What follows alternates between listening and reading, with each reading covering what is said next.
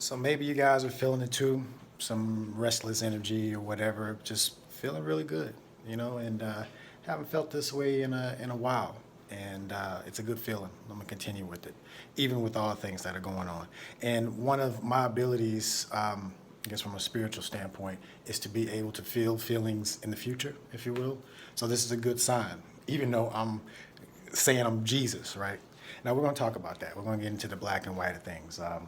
So if you're watching this, you're colored, right? You're not black or white. And we can get into the definitions of black and white, but I haven't seen a black person and I haven't seen a white person. There are different shades of spectrum. So there's one race in the human race, right? And we're all colored. And the reason I say that is attempting to be Jesus as a black man.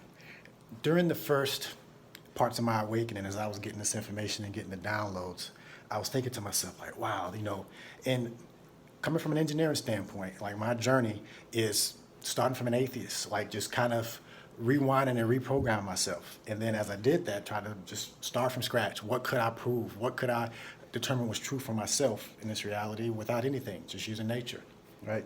And got to this point from there. And it was a journey and it was a roller coaster ride. And I went through depression and all of the things that come along with a spiritual awakening that isn't talked about. It's unpleasant to be awoken out of your sleep, right?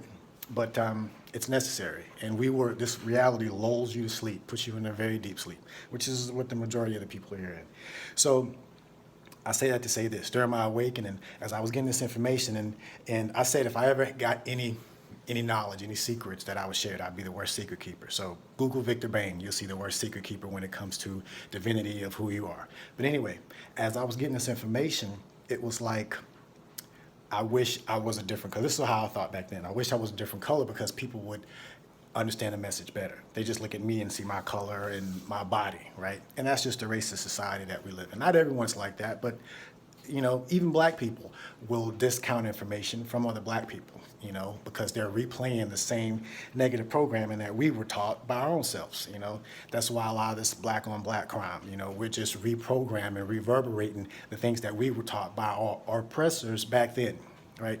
And religion is a big part of that, the authority and needing to be saved and all of that stuff. So, and then as I started looking into it, then it's like, wait a minute, this color is actually more accurate to what Jesus looked like, made burnt brass, hair like wool, all this crap, than what we were told.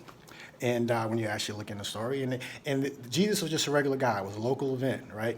The story of him doesn't matter. What matters is the example of divinity within to show you that that's within you, and you activate that.